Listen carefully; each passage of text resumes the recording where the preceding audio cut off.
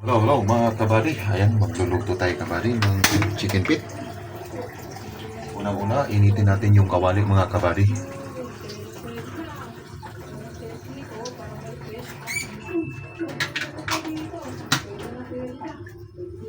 So ayan na kabady, maglagay tayo ng konting mantika. Tapos hintayin natin uminit. So bali kabady, naganda na pala ako dito ng pansahog natin yung sili, tsaka luya, sibuyas at bawang. So after nyan, pag mainit na yan, gigisan natin yan. So ito yung chicken feet natin, pinakuluan ko yung kanina sa pressure cooker. So tinapon ko na rin yung sabaw niyan, tsaka hinugasan ko na 3 beses para wala siyang sticky o yung malangkit na sabaw kasi ayoko rin. Meron naman yung iba mga okay sila sa malapot, ako kasi hindi. So ayun na kabady, mainit na siya. So unahin natin, magkaganda pa rin tayo ng dahon dito, laurel. So unahin natin yung luya. Ayan. Ako kasi pag nasanayan ko kasi kabady, umuuna ko yung luya para matagal kasi siya mano. Tapos sunod natin yung sibuyas. Ayan. Tapos bawang. So natin yung sili. Halo lang. Masarap kasi yung adobo na ano kabady, yung chicken feet na may sili. Medyo mangang. Parang nasa Chinese cuisine ka. Chinese restaurant, pero yung mga chicken feet nila na pakyul, tuyo lang siya. Yan ang gagawin natin ngayon, parang hindi masyado siya masabaw. After nyo kabady, pag nakita nyo na golden brown ng kunti, isunod nyo yung ano, chicken feet. Yan. Uy, tigas niya kabady. Nilagay ko kasi muna ito sa rib. Ayan. So, kailangan natin yung mga kabady. So after yun lagi sa kabady, lagyan natin siya ng tawag ito, oyster sauce. Tsaka toyo.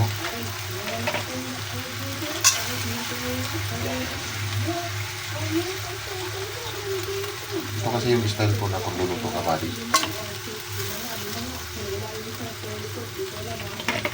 Ayan, tapos haluin na natin.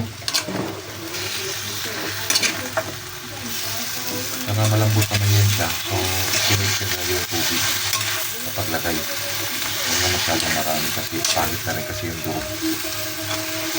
Saka timplahan nyo na rin. Saka pag maputla pa, saka na kayo mag-adjust ng toyo. Kasi nahirap kasi sumobra sa toyo. Hindi mo na mababawasan yan. Mas maganda yung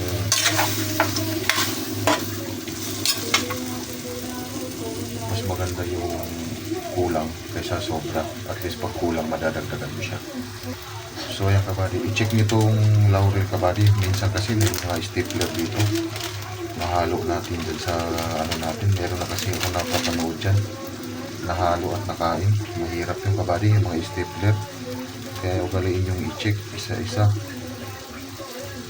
Kasi hindi mo makikita yan eh. Kasi lalo na pag adobo, buti kung makagat mo. Di paano kung lunok na lunok ka lang kasi sarap ka sa linuto mo. Kaya baliin mong i-check yan. So bali dito kabady, aside sa laurel, lalagyan na ako ng paminta na durog para lasa nito. Simple lang.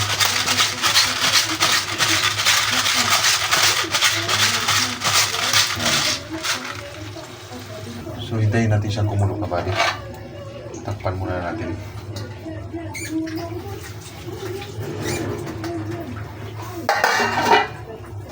So check natin kabady, no? Ayan, kumulo na nga siya. So ako kabady, naglalagay din ako ng asukal. May isang kutsara lang. Depende sa tamis niyo. Yan, okay na yun sa akin.